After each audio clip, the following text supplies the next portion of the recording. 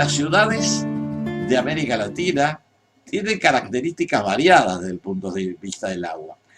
Todas tienen algún tipo de problema. Para empezar, porque es mucha gente y ello lleva a que los volúmenes que hay que tratar, que hay que extraer y tratar son muy grandes. Por eso es que en gran medida yo utilizaba el término de ciudades sedientas, no porque haya sed particularmente, sino porque hay una sed que podríamos llamar estructural debido a la dificultad de proveer agua potable de calidad para tanta gente todo el tiempo y sobre todo cuando el crecimiento demográfico es tan grande. Este es un poco el argumento de proyectos que yo desarrollé estando trabajando en Canadá y en particular en varias ciudades de América Latina y que se llamó Ciudades Sedientas, Thirsty Cities en inglés, de Ville Soifée en francés, y eso permitió incluso realizar un video documental en su momento, tomando como ejemplo varias de estas ciudades. La gestión hídrica es uno de los temas más importantes en la gestión ambiental. La forma como se usa el agua, la forma como se utiliza, la forma como se la contamina, da lugar a las características ambientales de las ciudades, de los países y de las regiones. Por eso es tan importante saber las cantidades que están involucradas cuando hablamos del agua, de la gestión del agua, y desde ese punto de vista tenemos que hacer notar una cosa que a veces no se sabe, que el 90% del agua es dedicada a cultivos de irrigación. El riego es el uso principal del agua en los países y en las ciudades. El abastecimiento para las personas, en particular el abastecimiento para las poblaciones y mucho más en particular el abastecimiento para las grandes ciudades, es un tema muy importante por la cantidad de gente que involucra, no tanto por la cantidad de agua, sino por la cantidad de gente que está involucrada. Y por lo tanto, las consecuencias sobre la salud humana son mucho mayores, en el sentido de que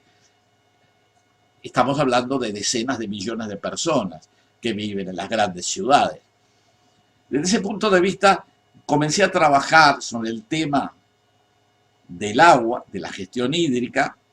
allá al principio de la década de 1980, primero en Arabia Saudita, donde estuve trabajando en un lugar donde hay gran escasez de agua durante varios años, y luego empecé a trabajar en el International Development Research Center de Canadá, el Centro Internacional de Investigaciones para el Desarrollo, que está basado en Ottawa, pero que tiene proyectos a nivel internacional. Sobre esa base orienté los trabajos que estaba realizando para la gestión hídrica en las ciudades. Este tema es fundamental, particularmente en América Latina, porque existen varias ciudades que tienen millones de habitantes y que tienen problemas para abastecerse de agua, ya sea por la cantidad como por la calidad. Esos problemas a veces son naturales, porque la ciudad está en un lugar, podríamos decir, inadecuado, pero en otros lugares son consecuencia de acciones humanas, de decisiones políticas que llevaron a que haya problemas que no deberían existir. Un caso de una ciudad que está ubicada inapropiadamente es la ciudad de San Pablo, que fue fundada hace ya 300, casi 400 años, muy cerca de la costa, en Brasil, pero en una zona de divisoria de aguas, en donde el agua corre desde la divisoria de aguas hacia el oeste, a pesar de que el océano está mucho más cerca hacia el este. Al estar cerca de la divisoria de agua, los ríos que llegan a la zona de San Pablo son cortos, las cuencas son pequeñas y la cantidad de agua que se puede almacenar a partir de esas cuencas es pequeña. Eso lleva a que la ciudad necesite sistemas muy complejos, traer agua de otras cuencas, y todo eso lleva a que la gestión ambiental en una ciudad con esas características se complique enormemente. No hay que olvidar que San Pablo tiene en este momento 23 millones de habitantes. Estamos hablando del 2020. Ese problema sigue existiendo. La ciudad no se puede cambiar de lugar y las autoridades van a tener que continuar trayendo el agua de otras cuencas a medida que la ciudad continúa creciendo. No hay que olvidar que la ciudad de San Pablo tiene más del 10% de la población de Brasil. Otra ciudad que tiene problemas, pero esos no se relacionan con la localización topográfica, es la ciudad de Lima, que está en un lugar donde la lluvia es de 30 milímetros por año. Es muy poco lo que llueve y Lima tiene que obtener el agua a partir de los ríos que bajan de los Andes. En particular el río Rímac, que desemboca cerca de la ciudad de Lima. Los ríos que bajan de los Andes son los que alimentan el acuífero de Lima también, pero ese acuífero no da abasto con el tamaño de la ciudad, que tiene 8 millones de habitantes, que tiene serios problemas desde el punto de vista ambiental. Se ha tratado de sacar agua de las nubes, que se llaman Camanchaca,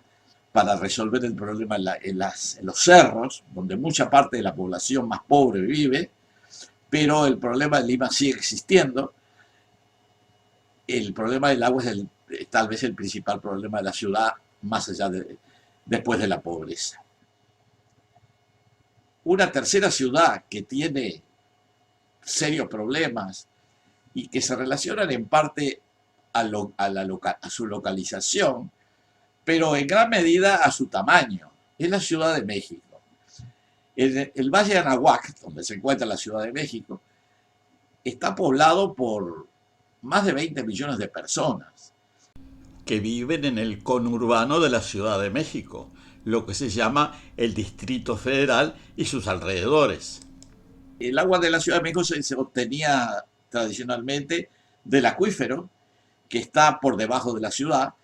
y que es bastante profundo y que permite obtener grandes cantidades de agua y se ha utilizado, pero genera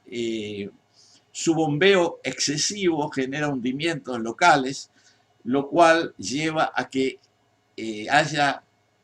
gran inestabilidad en ciertas obras de ingeniería y arquitectónicas debido a ese hundimiento y debido también al hecho de que la Ciudad de México se encuentra en una zona sísmica, como ocurrió en el terremoto de 1985, en donde se derrumbaron muchos edificios que ya estaban debilitados por el tema del hundimiento, incluyendo la propia catedral de la Ciudad de México, que se encuentra en el Zócalo, en la zona céntrica de la ciudad.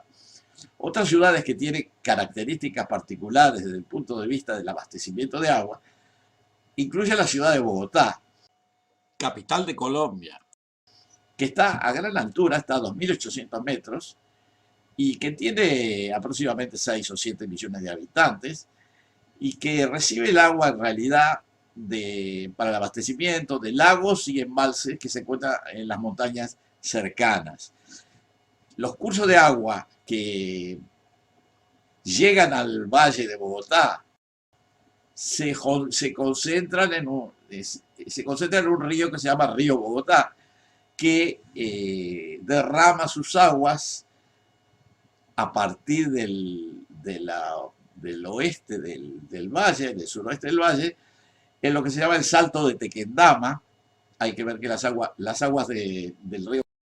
Bogotá están contaminadas, tiene mucho detergente, y al caer de una altura de 300 metros aproximadamente, se forman nubes de espuma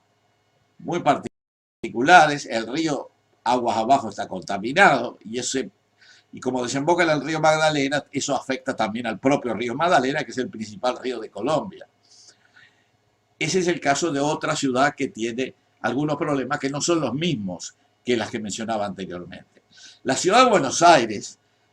está en el mejor lugar que uno se puede imaginar para obtener agua dulce, porque está al lado del río La Plata, que tiene un caudal de 25.000 metros cúbicos por segundo, de los cuales 20.000 vienen del río Paraná y 5.000 del río Uruguay. El agua es dulce, o sea, se puede utilizar con tratamiento mínimo. Sin embargo, debido a que los efluentes de la ciudad de Buenos Aires, los colectores de Buenos Aires, salen al Río de la Plata, hay que tener mucho cuidado porque las tomas y los colectores están en el mismo lugar. Un efluente importantísimo de la ciudad de Buenos Aires, un drenaje principal, es el riachuelo,